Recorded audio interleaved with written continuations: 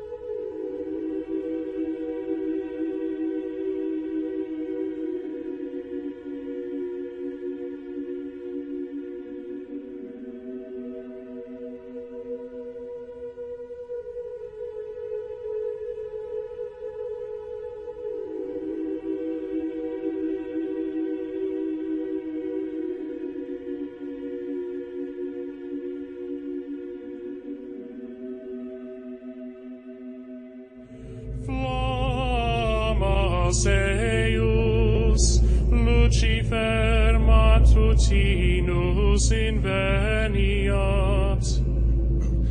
Ille in quam Lucifer qui nescito casum, Christus filius tuus, qui regressus ab inferis, humano generis serenus iluxit, et tecum vivit et regnat in saecula saeculorum.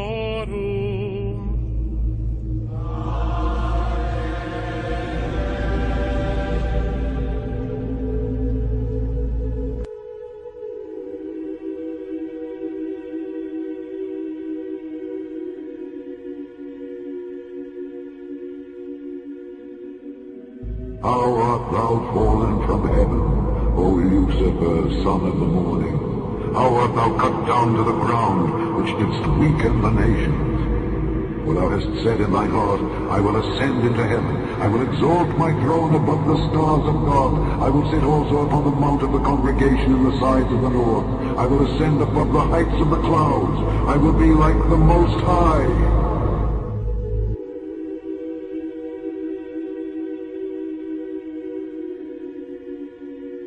I believe in the Pope because he believes in peace. It was really amazing because now I'm 31 years old and I never thought about becoming Catholic. And I'm not sure if it's going to happen, of course, but already the thought of it. This is a Pope that struck such a huge chord among so many people in such a short time. But many do now expect him to get down to business and start reform.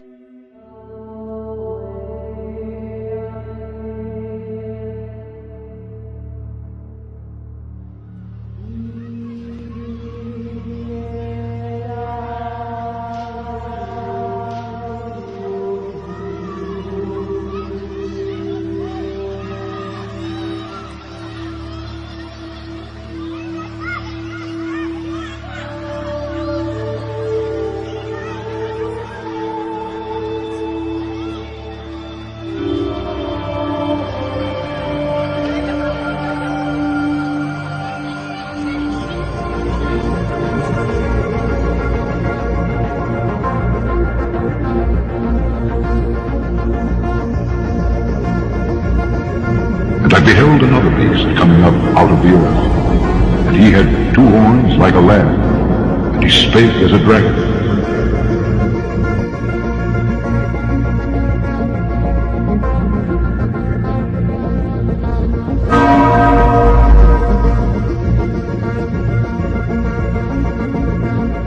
Father Jack Ashcroft, do you not agree that this is the Pope?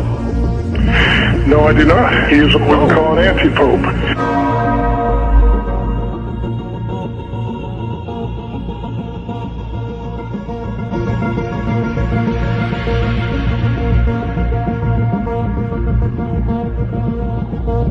Attached to this telescope is an infrared camera named Lucifer.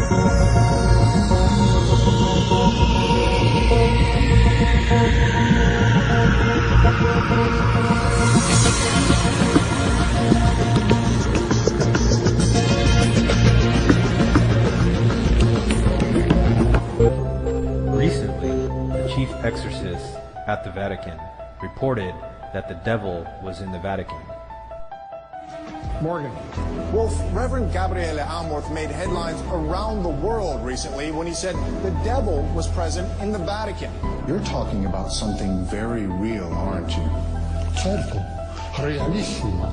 Dico, se credete al Vangelo, credete all'esistenza del demonio. Absolutely, very real. As to the devil's presence in the Vatican, he says that's no surprise. He once had to perform an exorcism on another exorcist. The first thing we need to do if we're going to find out if the devil is at the Vatican is take a tour underneath the Vatican.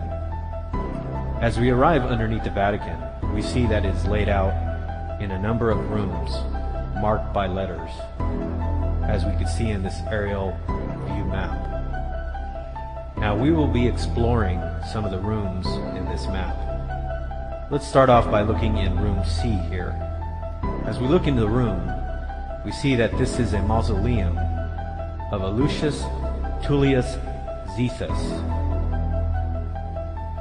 The Vatican goes on and explains that this room was used for offerings to the dead. We read, "View of the north wall and mosaic floor. In the corners of the mosaic floor there are 8 marble squares with circular holes through which offerings to the dead were poured during the funeral rites carried out in the burial chamber." So here we have a room where offerings are done to the dead. That's pretty common in Catholicism. Now if we look in the next room, room E, so here in this room they have a vase which has the image of a Medusa. So here underneath the Vatican we have a Medusa. Again, we ask ourselves the question, this is a vase, but yet it's kept underneath the Vatican. This could have easily been removed. If the Vatican was a holy church, you would think that they would have done this. You think underneath the Vatican they would have things that are sacred to Christ and not foreign gods, not idols and images of foreign gods. Now as we move down further to room H, here we see that this is a mausoleum that is one of the largest and most luxurious mausoleums underneath the Vatican of St. Peter's Basilica. It says that it was built at the beginning of the second half of the 2nd century during the reign of Emperor Marcus Aurelius and belonging to a freedman of the important Valeri family. And as we're in this mausoleum, we see that there's lots of idols from the old Roman Empire. We ask ourselves, why does Rome keep these idols down underneath St. Peter's Basilica? You would think if they were Christians, they would want to clean all this out.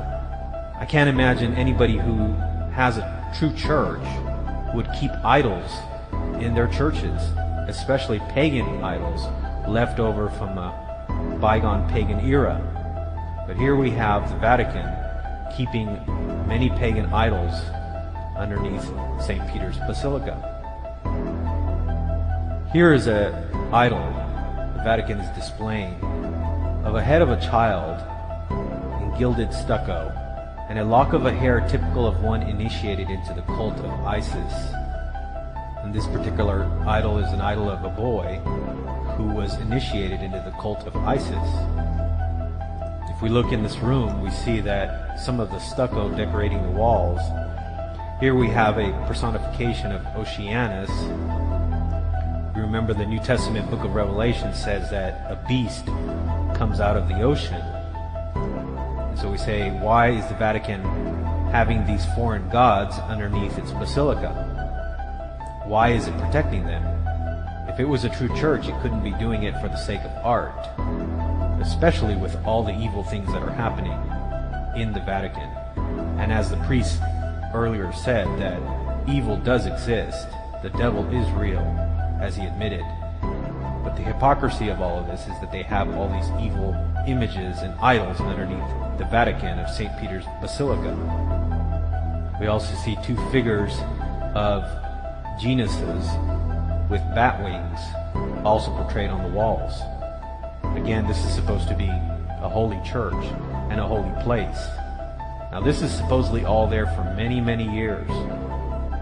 As we move into the next room, room I, the details of the mosaic floor with Mercury and Pluto's chariot, they go on and explain that this theme is an explicit reference to the overcoming of death and the return of the afterlife. They describe it as a splendid mosaic floor of Mercury is depicted carrying a caduceus with wings at his ankles, walking in front, and a chariot carrying Pluto and his wife Persephone.